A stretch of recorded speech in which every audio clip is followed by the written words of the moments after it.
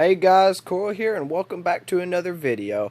Now, for today I'm going to hurry up and do the finale for What If Deku Had an Ultimate Fusion Quirk. Now, I do have a Discord, by the way. I will put the link in the description sooner or later today. So if you do not see it, just make sure to check back another day. It will be in the description, or I'll just put it in the comment section. But with that out of the way, let's go ahead and get into the video. Also, you can post what if ideas, but I already have enough but I mean, you can post what if ideas in the comments for a new video, but I already have one planned. I'll tell you guys when that uploads, whenever it does. But anyways, yeah, let's get into the video. Deku, after getting done with the USJ, would have 1 week um, before the sports festival to actually get through with that. But there is one small problem with the sports festival. Deku isn't allowed to bring anything inside like rocks or anything to fuse with, which is actually a big problem in the sports festival, which means he won't have a upper hand or anything like that. He'll actually just have a big disadvantage in some of the courses. So let's go ahead and get to it, starting in a second. So whenever Deku gets into the obstacle race, because there's an obstacle race that starts it all off, there is robots that you have to get through. Bakugo and Todoroki and multiple other trainers are getting through the robots pretty easily, and Deku realizes that he ain't gonna really be able to do anything, but then he remembers that he could just try to rip off of the piece of a robot with his bare hands and then use it to fight back. But Deku dodges out of the way, and when the robot goes to hit him, he rips off a piece and feels how hard this is and thinks, if I try to extend my time of holding this, then I can stay fused with it for a long time. Deku fights with it and doesn't actually fuse with it until the end when he's actually running. He gets behind Bakugo and behind he gets behind I'm gonna say he carries it all the way, and actually because how he hits the mines and he flies up into the air, he's going to fly ahead of Bakugo and Todoroki. And we're going to say that Bakugo caught up. So Bakugo is first whenever they were running, Deku second, and then Todoroki last. And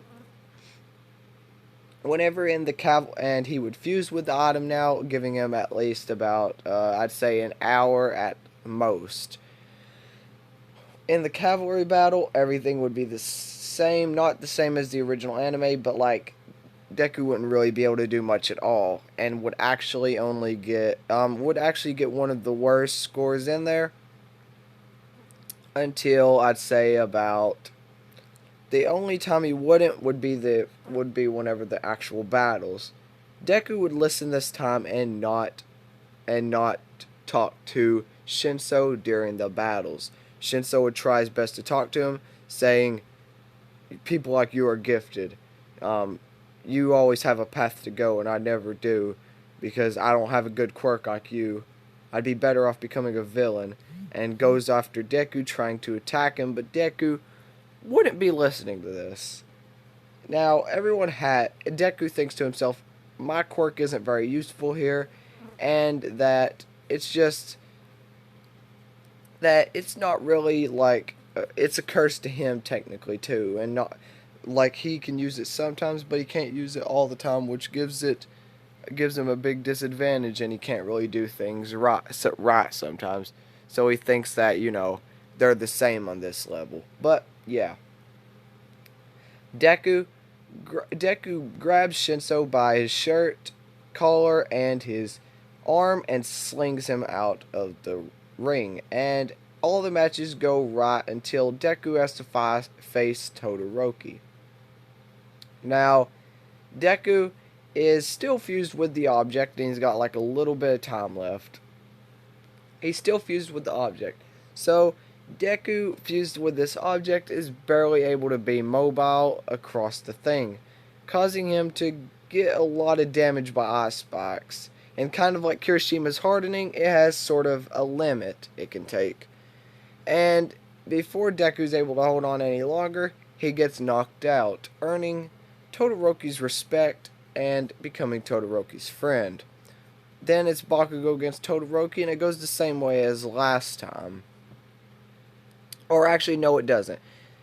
Instead of it going the exact same as last time, seeing how Midoriya tried his best, even with that quirk, he would decide to use his fire side, his left side. And so he goes after Bakugo using his left side, and Bakugo uses explosions, completely taking out Bakugo. Now, I know this one was short, but I do have my mind focused on some new what-ifs. And actually, let me tell you a new video format that I was thinking of that will actually keep my channel a lot more, I guess, healthy and better, where I can actually, feel much better when doing my videos, happier and everything like that. Okay, so the way my videos are now, I'm pretty sure this is my last what if that I actually had to finish. The Ultra Tail Sands, maybe one more that I have to finish. But after I finish that, I literally have what if Deku was a Saiyan and what if Goku went Super Saiyan God in GT. After I finish the GT one, I literally have to do all of the Saiyan ones, and then after that, I'm going to do something with my channel where I have one what if series, and then I do that one what if series, one thing, and then after I finish that, then I start a new one, instead of doing 3, and then finishing those 3, and then starting new 3. Instead, I'll actually just do 1. Because I feel like that would be like people won't forget what happened last, and they'll just love it all together. So, if you guys think the idea is great, please tell me down below. I would really like your feedback, and I'll see you guys next time. I love you all. Plus Ultra.